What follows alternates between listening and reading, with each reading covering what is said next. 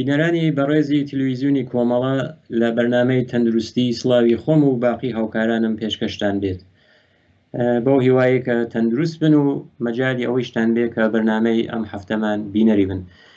پێش ئەوەی بەرنامەی ئەم هەفتە دەست پێکەین پرسیارێک هاتبوو. پرسیارەکە دیارە لەسەر ئارەقکردنی زۆر بوو. بینەرێکمان لە شاری سنەو بوو کە وتی ئارەقی زۆرەکەم، بەس ئەو مشکلەی کە ئارەقکردنەکە زۆرتر ناو دەستیە، یعنی کەف دەستەکانی زۆرتر ئارەقەکات. لەسەرەوە پرسیارێکی کردو ئایا دەوایکی باش هەیە. پێش ئەوەی کە بچین بۆ سەر ئەوەی کە دەرمانەکەی چەبێت، ئەبێ لە خزمەت ئەو بینەرە خۆشەویستە عەرز کەم ئەبێت هۆکارەکەی عامڵەکەی بناسرێت کە بە چه عیلەتێک ئەو حاڵەتە ڕووەدات.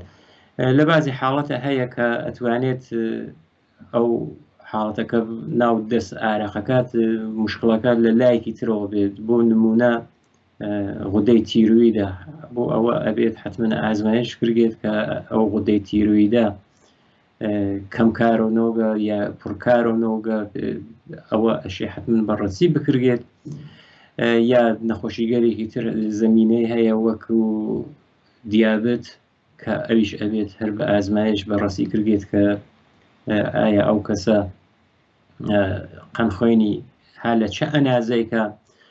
لە بازی حاڵەتگەرە ئەتوانێت تەئسیراتی بێ کە نەخۆشی نییە، بۆ نمونە ئەتوانێت سەرچاوەکەی ئادرناڵین بێ، یا کە غودەی ئادرناڵە کە لەسەر کولیەکان هەن ئەوانە ئەتوانێت فعالیەتێکی زۆری هەیە. ئەو کەسانێک کە غودەی ئادرناڵیان بێژین فعالیەتەکەی زۆرە، غودەی ئادرناڵێکی زۆر تەرەشحەکەن، ئەوانە کەسانێکن کە زۆر ئارەقەکەن. یا ئەتوانێت سەرچاوەکەی ڕەبتی بێ بە سیستم عەسەبی لەشەوە، کە ئەو سیستم عەسەبیە بەتایبەت لە مێشکە و یا لە مەغزە و کە تێت بەرەو خوار ئەتانێت ئەوە سەرچاوەکانی بێت. بەڵام ئەتوانێت هیچ ئەمەیشە نەبێ، یانی حاڵەتەکە حاڵەتێکی تەبیعی بێت. مشکڵەکە ئەوەیە کە لەژێر پێسە غودەتێک هەیە بە غودەتی ئارەقڕێژ یا ئارەقڕیز مەشهورن.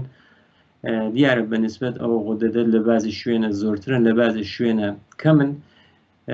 لە بازی حاڵەتە هەیە کە مشکڵ ئەسلەکە هەر ئەو غودەدە ئارەقڕیزنە، یعنی فعالیەتیان بێش ئەز ئەنازە زۆرە، ئەوە خۆی ئەتوانێت سەرچاوەی بێت. ئەگەر نەخۆشی نەبێت، یعنی دیابەت نەبێت، تیروید نەبێت، ئەو پڕکاری غودەی ئادرناڵە نەبێت لە کولیە، دەرمانگەرێک هەیە. بۆ نمونە دەرمانێک هەیە کە پۆمادە بەناو ئالومین کلۆرید ئەناسرێت، یا درایسۆڵیش ناوەکەی تریە، وەڵێ معموڵەن بەناو ئالومین کلۆرید ئەناسرێت. ئەوە دەرمانێکە بۆ کەسانی کە بۆ نمونە دەستیان ئارەقی زۆرەکە بەشەوە ئەو پۆمادیە لێدەن، بەیانی کە هەڵەسن نەخەو ئەبێ حتمەنە دەستیان شۆرن بە جوانی، یانە نابێت بە هیچ شێوەیەک تەماس دەمە پەیا بکات ئەو پۆمادە. پۆمادەکەیش چۆن حاڵەتەکە حاڵەتێکی زۆر نییە. من ئەتوانم بە ئیتمینانە بێژم کە هەیە، بەڵام دۆزینەوەی چۆن کەمە شاید کەمێک سەخت بێت. هیوادارم ئەو بینەرمانە تا حدودێک بەو میزانەی کە بەرنامەکەمان مەجالی داوێت جواب پرسیارەکەی خۆی گردوێتەوە. بەڵام دووبارە یەکەمەوە کە حتممە ئەبێت دڵنیا بێت کە نەخۆشیەکی زەمینەی تر نییە. بۆ وێنە غودەی تیرویدی، وەزعێتی قەنی خوێنی، ئەوانە بەڕەسی بکرێت. ئەو باشتری حاڵەتەکە حتممە سەردانێکی دوکتر بکات، ئەو ئازمایشگەریە بۆ ئەنووسرێت. بینە سەر بەرنامەی ئەم هەفتەمان کە هەر لەسەر وەرزی گەرماس. بینەرانمان تقریبەن لە 1-2 بەرنامەی پێشووشە بەرنامەکانمان ڕەبتی بوو بە نەخۆشیگەرێک کە ئەتوانێت لەسەر وەرزی گەرما بێت. بۆ نمونە 2 بەرنامەی پێشوومان بەرنامەیەک بوو لەسەر وەرزی گەرما و مناڵان کە چۆنکە هەستیارن لە وەرزی گەرما ئەبێ چی بکەین. لە وەرزی گەرمە پێس کە وەکو یەکەم سەدی دفاعی لەشە، وەکو یەکەم سەنگەری دفاعی لەشە لە وەرزی گەرمە لە بازێک کەسە کە پێسیان حساسە توش حاڵەتێکە بێت کە ئاگزیمای پێژن. بەرنامەی ئەم هەفتەیشمان لەسەر ئاگزیمای پێستە لە وەرزی گەرمە. ئەو ئاگزیمە حاڵەتێکە کە لە پێسە خۆی نیشانەدات، ئەتوانێت پێس سوورە و ئەبێتەوە، جۆش نییە وەلی ئەو حاڵەتێکی زبری ئەگرێ بەخۆیەوە وەکو جۆش وایە لە جۆشی چکۆلەترە زۆر وردن و لە حاڵەتگەرێکیش ئەتوانێت ئەو ڕەنگە هەم سوورە هەم ئەوەی کە خۆی گۆڕێ بەرۆ لای قاوەی بڕوات. نیشانەکانیشی ئەوەیە هەم کزەی هەیە بۆ کەسە بەتایبەت ئەگەر لە کاتی گەرما ئەگەر پێس ئارەقەکات ئەو کزە زۆرترە بێتەوە یا تووشی خورینیەکان. بەڵام لە هەر حاڵەتە لە هەموو کەسێنە، بەڵام لە زۆربەی کەسانە، لە زۆربەی کەسەکانە لە وەرزی گەرما یا لەوەی کە گەرما ئەڕواتە سەرە، دەرجەی گەرما بەرەو سەر و ئەڕوات یانی گرمترە بێت هەواکە، حاڵەتگەرێک لە پێسیانە خۆی دیاریات کە ئەتوانێت هەم لەسەر ڕتوبەت یا شۆی پێس بێت، هەم ئەوەی کە ئەو پێسە چەندێک کەم ئاوە بێتەوە، ئارەقکردنیشە. ئەتانین بۆ وا بڵێن کە بەرزبوونەوەی گەرما دیارە لە کولە ژیان کەمێک ناڕەحەت و تاڵەکاتەوە، بەڵام لەسەر تەرکیبێکە کە هەم ئارەقکردنە، هەم ڕتوبەتە و هەم ئەوەی کە خودی گەرماکە ئەتوانێت موجباتێ بێت کە پێس ئازار بات و ئێگزیما یەکێک لەو حاڵەتانەسە کە خۆی نیشانەدات کە وتمان سوورە بێتەوە ئەو شوێنە، حاڵەتی خوریانی هەیە، لە بازێ حاڵەتیشە وەزعیەتەکە یانێ وەسعەتەکەی ئەوە پەرە ئەسێنێت بەرایەکەی ئەوە زۆرە بێت کە ئەتوانێت لەسەر ئاعساب و مێشکی ئەو کەسیشە کە تووشی ئەو ئێگزیما بووگە تەئسیری خۆی دابنێت. بەڵام ئەوەیە کە زۆرترین حاڵەتی لە هەموو کەسێکە خۆی نیشان نادات، بەڵام لەو کەسانێک کە پێسێکی حساسیان هەیە یا حساسیتێکی پێسیان هەیە بەتایبەت لە وەرزی گەرمە ئەو حاڵەتە یا ئەو ئێگزیما خۆی نیشانەدات.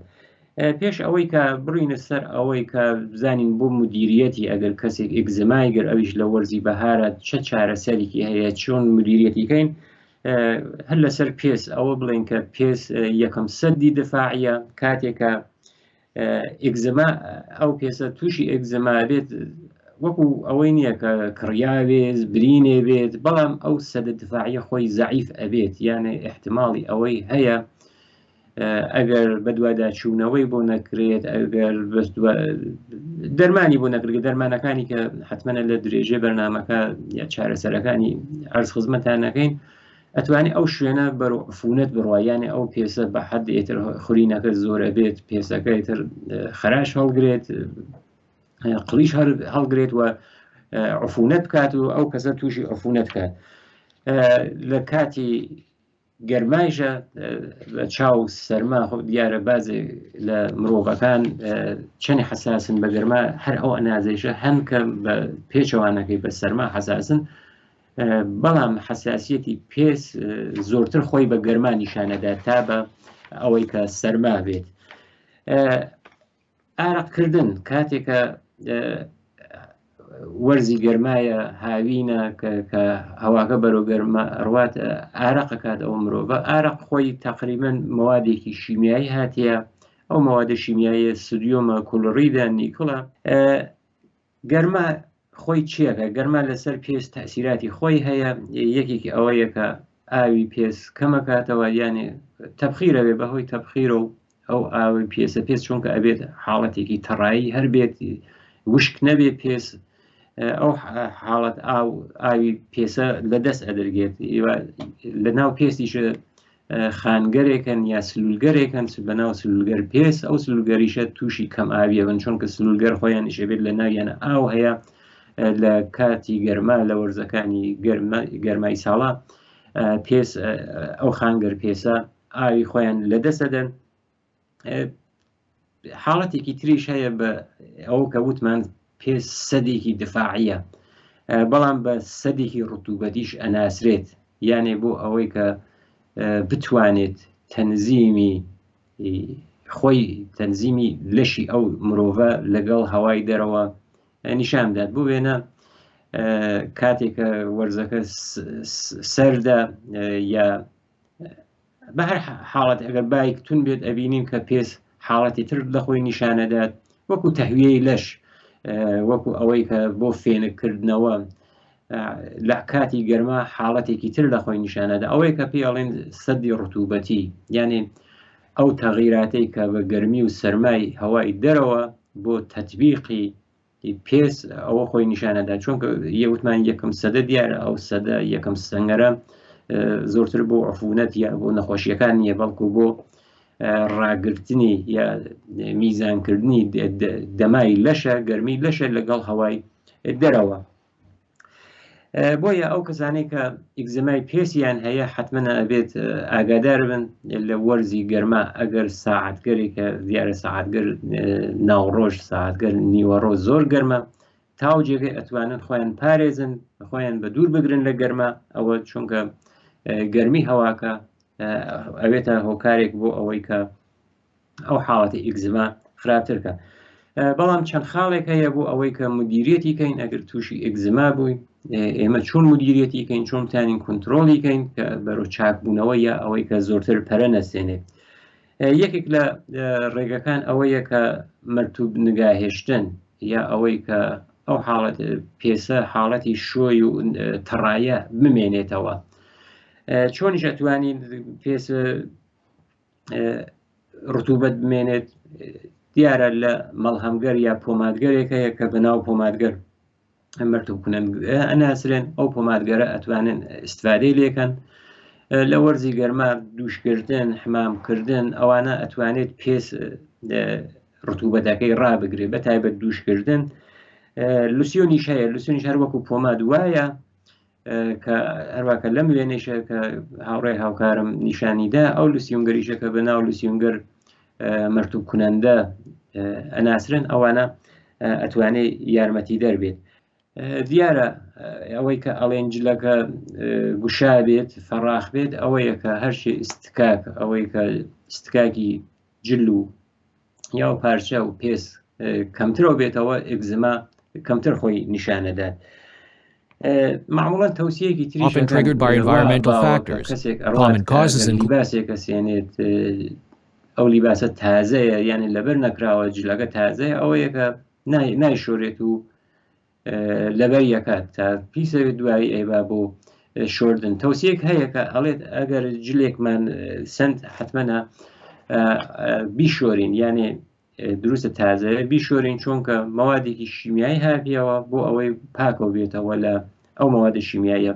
ئیسە زۆربەی کەسەکان تقریبان شاید ئەو کارن ئەوەت، بەڵام باوە هەند کەسانێک کە کاتێکە جلێکی تازە سێنن پێشەوەی کە بیپۆشن بیکەنە بەریان ئەی شۆرن. ڕێگەی سێوەمێک کە پێشنیار کراوە هیدراتەمانە. هیدراتەمان بەتایبەت لەو بەرنامێشە کە لەسەر وەرزی گەرما و مناڵان بوو تاکید کرا لەسەری کە پێسە لە وەرزی گەرما چۆن لەش ئاوێکی زۆر لەدەسات، ئەو هیدراتەمانە یانێ کەم ئاوی لەش تووشی کەم ئاوی نەبێت، حتممە ئەو میزانەی کە دیاری کراوە بۆ ئاو کە حتا زیاتریش، یانە ئەگەر 8 پەرداخ ئاو دیاری کراوە زیاتر لەوەیشر لە وەرزی گەرما مفیدە و ئەوە ئەتوانێت یارمەتی دەربێت بۆ ئەوەی کە پێس ئەو حاڵەتە هەم شادابیەکەی و هەم ئەوەی کە ئەو مەحموریەتگەرە کە ها لە سەرشانیە بتوانێت بە باشی بیواتە ڕێگە. بۆیە لەسەر ئەوەی کە هیدراتەمانەوە یانی لەش لە کول لە لەش، بەڵام پێسیش کە یەکێک لە ئەندامەکان بۆ ئەوەی کە تووشی کەم ئاوی نەبێت، چونکە ئەوەی کە ئەڵێن سەدی پێسی یا ئەو دیوار دفاعیە پێس هەیەتی، یەکێک لەوەی کە ئەو دیوارە دفاعیە هەمیشە محکەم بێت، هەمیشە مقاوم بێ، ئەوەیە کە ئاوێکی بە ئەنازێ بێ. بۆیە هەم ئەو سیستم دفاعیە محکەمەکەین، هەم ئەوەی کە پێسیش کەمتر بە ئازارگەرێ وەک ئەو ئیگزیما کە لەم بەرنامە شارەمان پێکرد تووشیە بێت. دووشکردن یعنی ئاوی فێنکردنە لە وەرزی گەرمە هەم ئەوەی کە ئەو ئاراقەی کە ئەتوانێت سەرچاوەیەک بێ یا هۆکارێ بێ بۆ ئەوە کە پێست تووشی ئێگزما کات لەسەر پێست لایەوەت دیارە تەوسیەکەیش حتمەنە ئاوەکە بێ ئاوێکی فێنک بێت معموڵن کرد لە ئەو فەسڵانەی فەسڵی گەرما کەس هەوەسی ئەوە ناکا بە ئاوێکی داخ خۆی شۆرە چونکە ئاوی گەرم ئەگەر بەتایبەت لە ئەوانەی کە بە زستانە تووشی ئەم ئەگزەما ئەبەن یەکێک لە پێشوین نەزەراتەکان ئەوەسە کە ئاوی داخ و ئاوی گەرمە کە هۆکارە بۆ ئەگزما لە کاتی زمسانە بۆیە ئەوەیە کە حتممەە ئەو دووشابێ ئاوێکی فێنک بێت لەسەر دووشکردن ئەوانەیە کە ئەچن بۆ مەلەوانگەکان استەخرەکان مەلاکەن ئەو ئاوە کلۆری هاتیەوە ئەو کلۆریشە ئەتوانێت تحریکی پێسکە ئێگزمایان بۆ دروستکە ئەوەیشە کە ئاڵێن کە ئەو ئاوە کە لە مەلەوانگەکان مەلایان کەرەگەر ئاوەکە کلۆریاتیە حتمما هاتنە دەرەوە دووش بگرن یا ئەوەی کە ئەگەر وتمان چونکە وەرزەکە وەرزی گەرمەس حتى المەختور استفادەی نوا نەکرگێت کە لە دووشی ئاوی گەرم استفادە کرگێت چونکە ئاوی داخ هەمەتانێ پێسەکە تحریک کات هەم ئەوە تانەی وشکی کاتەوە وەکو ئاخرین موردێک کە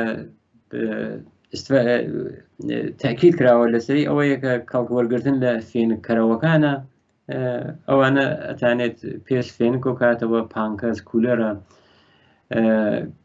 کۆندیشنە ئەوانە ئەتوانێت یارمەتی دەربێت پێس هەرچی فێنکتر بێت ئەو دوورترە بێتەوە لە ئەوەی کە تووشی ئەگزما بێت بەڵام ئایا پێویستە سەردانی پزیشک بکرگێت بەڵێ ئەگەر ئەگزەماکە زۆر بخایێنێت حاڵەتەکە خورینێکی زۆری بێت ئەو کەسایەتر خورینەکە ئەوە ئازاری بات کە تاثیر کاتە سەر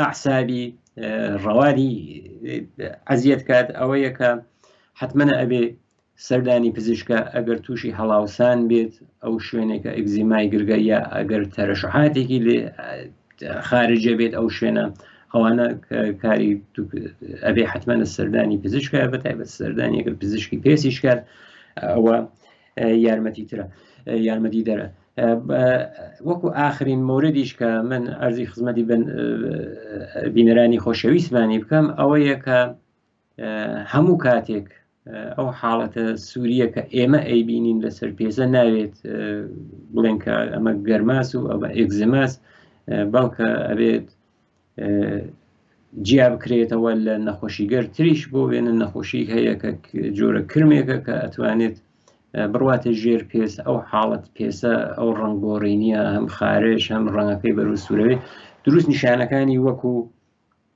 هەر ئەو ئێگزماسە یا حاڵەتی تر هەست کە ئیلتیهابی پێسە درماتیتی پێژن ئەوە حاڵەتە درماتیتە زۆرتر ئالێرژیە بعضی کەسان بۆ ئێنە بە تەماتە یا بعضیش خۆیان نەزانن معموڵن یەک مادەی خاص کە کاتێک مەصرفی یەکەن تووشی درماتیتەوە درماتیتیش هەرەوە حاڵەتی یعنی وەکو ئێگزماس ئەو شوێنە سوورە بێتەوە حاڵەتێکی خورینێکی زۆریان هەیە ئەبێ ئەوە جیا بکرێتەوە کە ئەمە درماتیتی ئالێرژی یا درماتیتێکە حساسیەتێک بە موادێکی خۆراکی بوویەتی دیارە درماتیتەکە ئەو ئالێرژیەکە و حساسیەتە کە ئەڵێن حتممەە خۆراک نییە بازێک کەسن بە موادێکی شیمیایی وەکو موادگەری شیمیایی کە لە دەوروبەرمانە هەیە وەکو مایعی زەرفشووی بازێ لە سابوونەکان ئەوانە ئەتوانێت ئەو حاڵەتە دروست بکە.